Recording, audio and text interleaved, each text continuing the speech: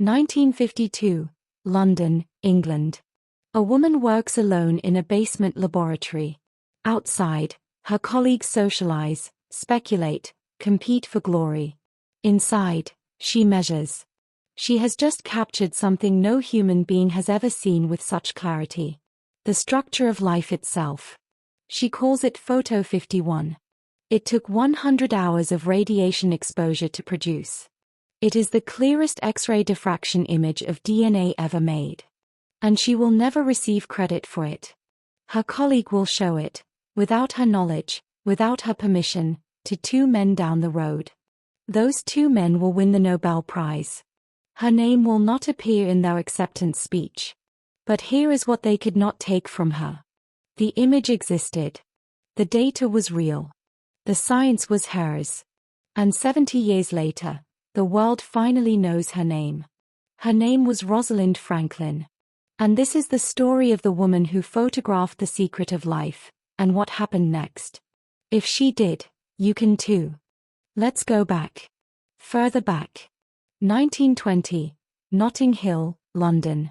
Rosalind Elsie Franklin is born July 25 into a prominent British Jewish family. From the beginning, she is different. Her aunt writes of her at age 6, Rosalind is alarmingly clever. She spends all her time doing arithmetic for pleasure. For pleasure. At St. Paul's Girls' School she excels in science, Latin, sports, everything she touches. She knows at 15 what she wants to do with her life. Physics. Chemistry. The structure of matter. Her father opposes it. He believes women should go into social work, not science. Rosalind refuses. Respectfully. Firmly. Completely. She wins a scholarship to Newnham College, Cambridge. One of only 2 colleges that accept women. Cambridge at this time does not award degrees to women. She can attend. She can study. She can pass every examination. She will not receive the same piece of paper as the men beside her. She studies anyway. She earns what should be her degree in 1941. Cambridge will not officially grant degrees to women until 1948. This is the world Rosalind Franklin enters as a scientist. Every door requiring twice the effort to open. Every credential questioned. Every achievement held to a higher standard than her male colleagues. And she meets every standard. And then exceeds it. After Cambridge she works for the British Coal Utilisation Research Association during the war, studying the microstructure of coal. Her work is so precise, so methodical, so valuable, it becomes the foundation of her PhD. Then Paris. 1947. For the first time in her scientific life, Rosalind Franklin is treated as an equal. Her French colleagues respect her work. Include her. Value her. She thrives. She becomes an expert in X-ray crystallography, the technique of firing X-rays at crystalline substances to reveal their atomic structure. She is offered a position back in London. King's College. Working on DNA. She accepts. She does not know what is waiting for her there. Before we go further, if this story is already making you feel something, hit that subscribe button right now. Every Sunday, the History Disruptors brings you another story of how one human being changed everything. If they did, you can too. Now, let's go into what happened at King's College London. January 1951. King's College London. Rosalind Franklin arrives as a research associate, her role clearly defined. She will use X-ray crystallography to study the structure of DNA. From the first day, something is wrong. Maurice Wilkins, a colleague at King's, believes Franklin has been hired as his assistant. She has not. She is an independent researcher with her own remit, her own equipment, her own research direction. But Wilkins never fully accepts this. Their working relationship becomes, in Franklin's own letters, a source of constant professional friction. He dismisses her findings. He talks over her at meetings. He excludes her from conversations. She does not quit. She does not complain publicly. She does not perform her frustration for sympathy. She goes back into the laboratory and does the work. She discovers that DNA exists in two forms, what she calls the A form and the B form. Dry conditions produce A, wet conditions produce B. This distinction is critical. This is original, careful, methodical science. And then, January 1952. Photo 51. Franklin and her PhD student Raymond Gosling set up their X-ray equipment with extraordinary precision. They expose the DNA sample, B form, carefully hydrated, for 100 hours. 100 hours of radiation. The image that emerges is breathtaking. A clear, unmistakable X shape at the center. The unmistakable signature of a helical structure. The geometry of the image contains within it, for anyone trained to read it, the precise measurements needed to determine the structure of DNA. Franklin knows what she is looking at. She begins the meticulous mathematical work of calculating the exact dimensions from the image. She is not guessing. She is not speculating. She is measuring. This is how Rosalind Franklin worked. Certainty before publication. Evidence before claim.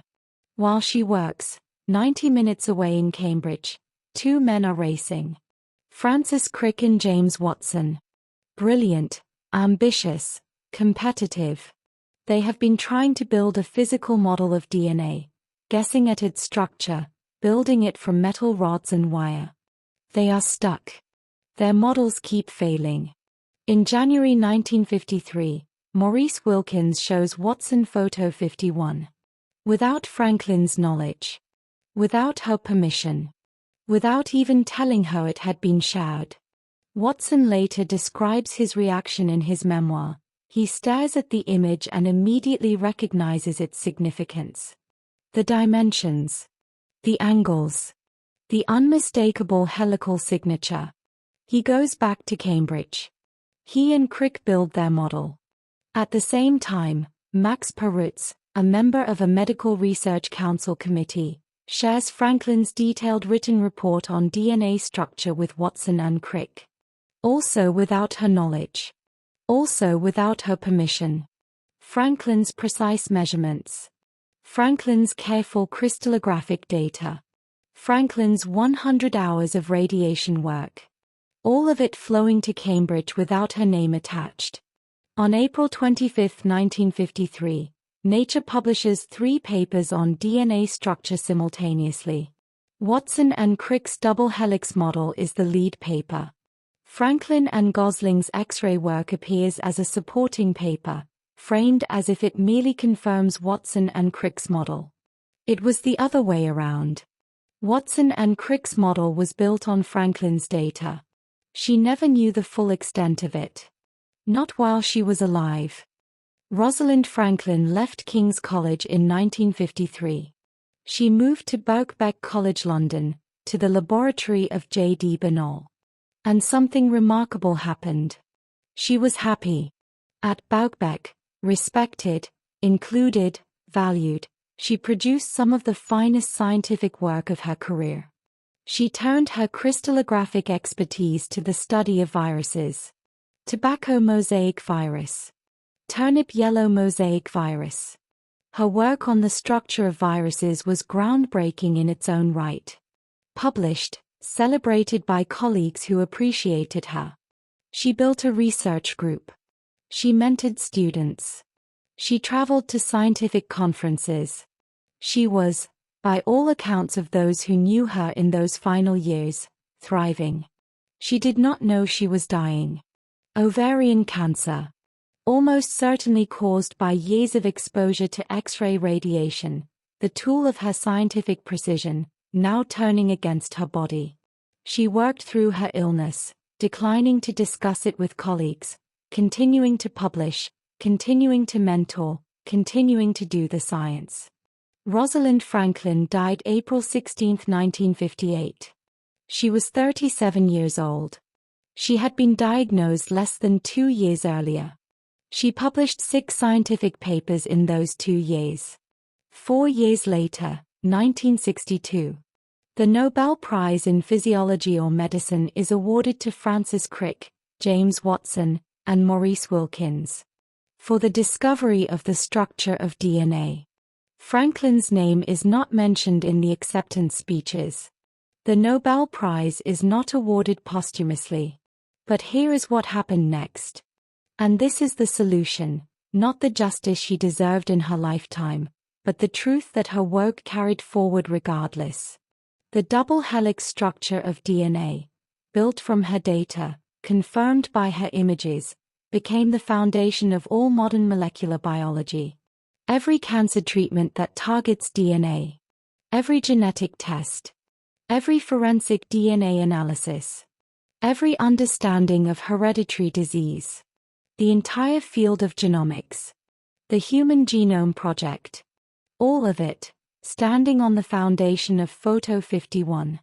Standing on 100 hours of Rosalind Franklin's radiation exposure. Her science could not be erased. It was too true. And slowly, across decades, the historical record began to correct itself.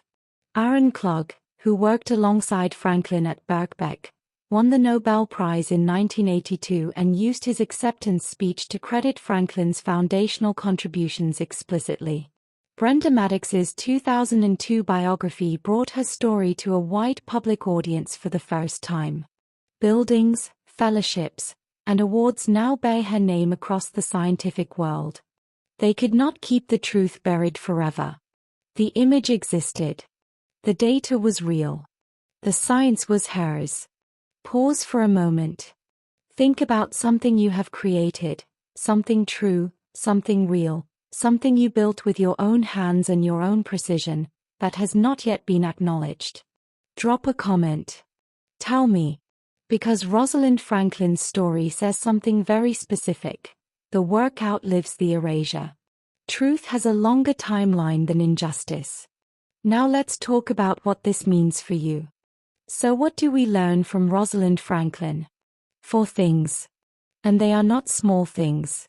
Lesson 1. Do the work regardless of who is watching. Franklin did not produce Photo 51 for recognition. She produced it because it was the next right step in her research. Because her methodology demanded it. Because the science required it. The image was not made for Watson. It was not made for Crick. It was not made for the Nobel Committee. It was made because Rosalind Franklin was a scientist, and that is what scientists do.